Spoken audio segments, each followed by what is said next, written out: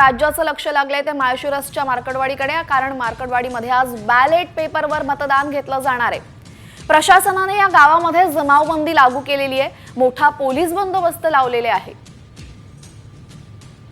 एक वेळ बुलेट झेलू मात्र बॅलेटवरच मतदान करू असा पवित्रा मार्कडवाडीच्या या ग्रामस्थांनी घेतलेला आहे।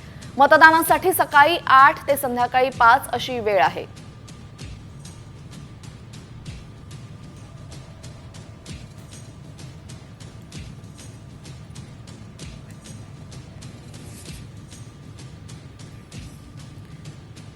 तर मार्कडवाडीच्या ग्रामस्थांसोबत आमचे प्रतिनिधी सचिन जाधव यांनी बातचीत केलेली आहे। त्यांचं म्हणणं काय आहे ते जाणून घेतलेलं आहे, पाहूयात।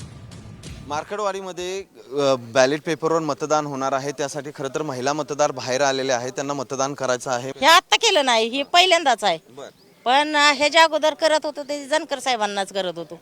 मग आत्ताच कुठे गेलं मतदान आमचं हे बघायसाठी आम्ही ह्याच्यावर करणार आहे। ठाम निर्णय आमचा आहे। इथं पोलीस मोठ्या संख्येने आहेत, पोलीस मतदान करून देणार नाहीत, तरी सुद्धा आम्ही करणार, आम्ही ठाम निर्णय घेतला, मतदान करायला करणारच। कधीच लेट गेलं नाही दुसऱ्या ह्याला उमेदवाराला, आणि आता का असं झालं हे बघायचंय आम्हाला। तसं का करता येत नाही, लोकशाही आहे, लोकांचा निर्णय आहे, लोक घेतील ना निर्णय।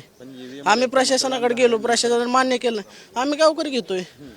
प्रशासनाला आम्ही विनंतीच केली नाही ना, विनंती केली त्यांनी आम्हाला फेटाळलं, आता आम्ही गावकरी मतदान करतोय। की असा कुठं जे आर पण नसेल की लोकांची मन दाबली जातील, असं कुठेही जे आर नसेल। लोकांना दाबण्याचा प्रयत्न या ठिकाणी होतोय।